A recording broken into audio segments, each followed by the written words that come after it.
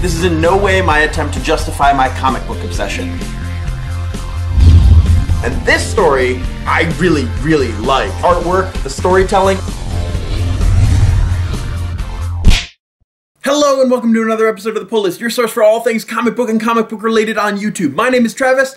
Let's talk about some comics. If you haven't already donated, please do that. Every dollar counts, and if you have no idea what I'm talking about, there's information down below. Go check it out, watch our video. And after taking a look at the project, I hope that you will want to donate just like the other awesome people who have already donated. So Bleeding Cool released their list of what they think is going to be the official Diamond list of the best-selling comic books of 2013. A few of them, such as number 10 itself, was surprisingly not a number 1. And when I saw their post, I was like, I have that one, I have that one, I have that one, and then I realized I have all 10 of the top 10 best-selling comics of 2013. And my first thought was, I have a problem. But then my other thought was, oh, well, if they're the best, that means everybody bought these comics, so that's not a real big surprise that I have. Number 10 on the list, Superman Unchained number 2. I told you that this one was not going to be a number 1. I'll talk a little bit about each comic series as it comes up, but I'm going to talk about Superman Unchained in just a little bit. Number 9 on the list, Age of Ultron number 1. I've talked about Ultron in the past and how the movie Avengers 2 is going to be Age of Ultron, just not really that story, but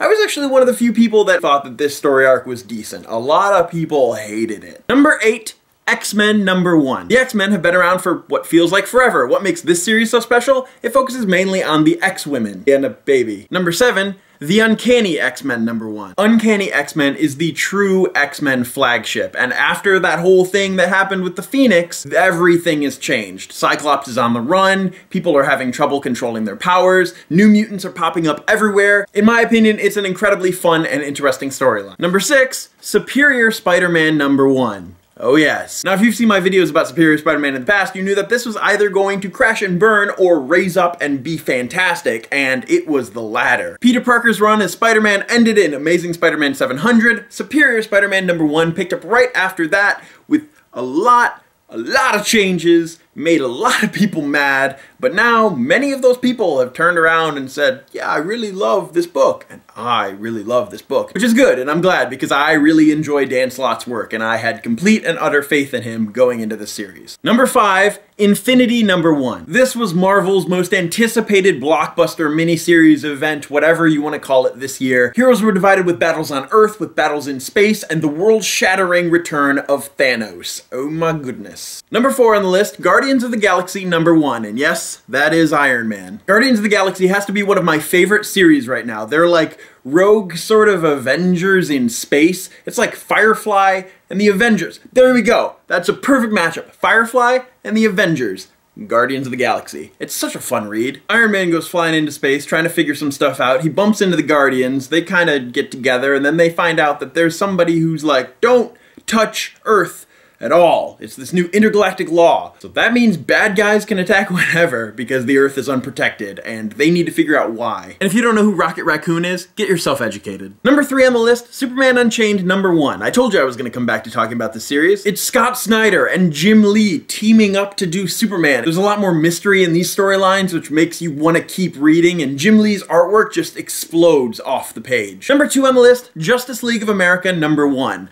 I was honestly surprised. I didn't pick this up for the storyline, I just picked it up for the Ohio flag variant. Those of you who don't know the character Amanda Waller, she is in charge of a lot of government-type operations, and not many people really approve of her methods. It is Amanda Waller's plan to start another Justice League.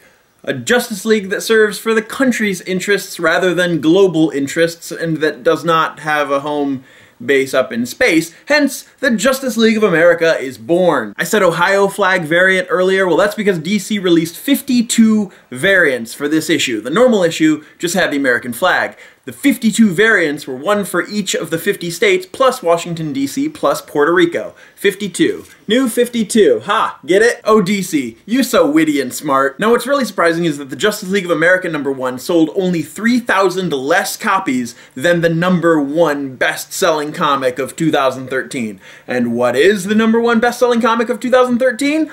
The Walking Dead number 115. The Walking Dead number 115 has 16 variant covers.